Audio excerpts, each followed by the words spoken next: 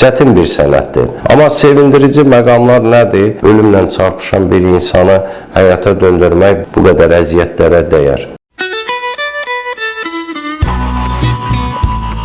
Həkim kimi uzun və çətin bir yol keçmisiniz. Maraqlıdır, bu yolda sizi daha çox nə müşayiət edib? Həyatın çətinlikləri, yoxsa şəfa verdiyiniz insanların minnətdarlığı?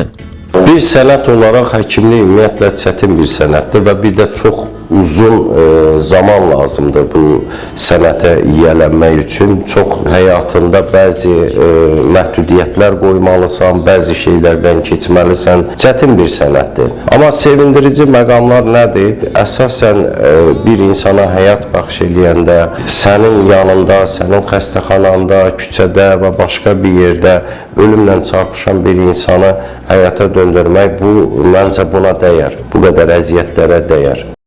Says